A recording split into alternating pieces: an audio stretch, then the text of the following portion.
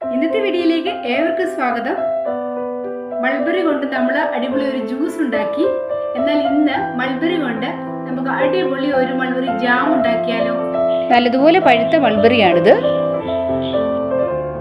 അതിനായിട്ട് നമുക്ക് ആദ്യം ഈ മൾബറി ഒന്ന് കഴുകിയെടുക്കാം. അതിനുശേഷം മിക്സിയുടെ ജാറിലിട്ട് നല്ലതുപോലെ ഒന്ന് അരച്ചെടുക്കാം.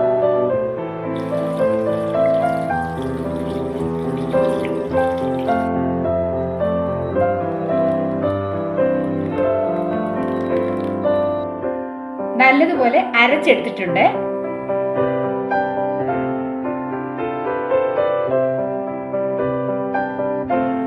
ഇതിലേക്ക് നമുക്ക് 1/2 കപ്പ് പഞ്ചസാര ചേർക്കാം.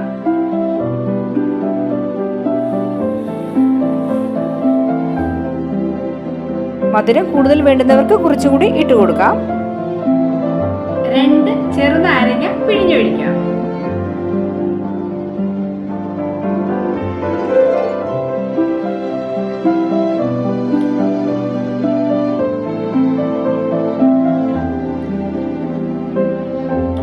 സ്റ്റൗവിൽ വെച്ച് മീഡിയം ഫ്ലെയിമിൽ നമുക്ക് ഇളക്കി കൊടുക്കാം.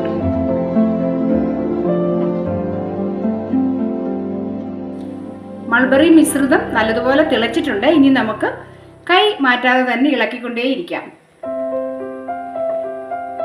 മൾബറിയുടെ സീസൺ ടൈമിൽ നമ്മൾ ഇതുപോലെ മൾബറി പറിച്ച് ജാം ഉണ്ടാക്കി വെക്കുകയാണെങ്കിൽ നമുക്ക് ബ്രെഡിൻ്റെ കൂടെയും ചപ്പാത്തിയുടെ കൂടെയൊക്കെ ഇത് നമുക്ക് ഉപയോഗിക്കാവുന്നതാണ്. ഇതിനകത്ത് ആവശ്യമുള്ള ഐറ്റം എന്ന് പറയുന്നത് മൾബറിയും പഞ്ചസാരയും നാരങ്ങ നീരും മാത്രം മതി. ഈ 3 ഐറ്റംസ് കൊണ്ട് നമുക്ക് നല്ല ഒരു ജാം ഉണ്ടാക്കി വീട്ടിൽ വെക്കാൻ പറ്റും.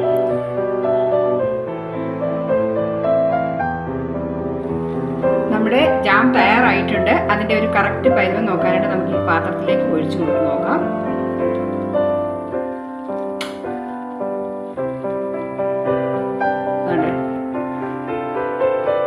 ഈ പരുവാകുമ്പോൾ നമുക്കത് ഓഫ് ചെയ്യാം.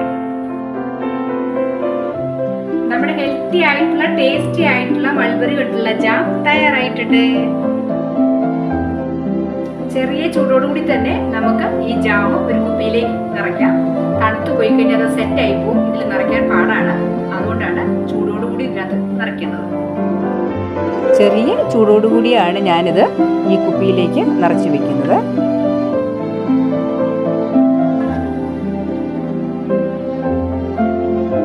നമ്മുടെ സൂപ്പർ മൾബറി ജാം തണുത്ത് നല്ലോണം സെറ്റ് ആയിട്ടുണ്ട്.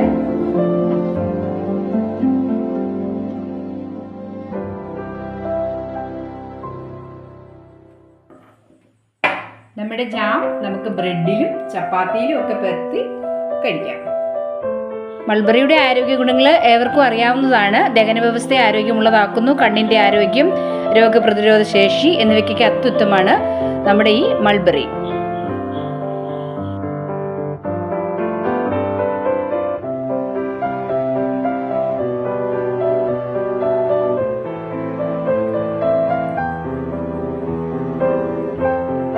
സൂപ്പർ.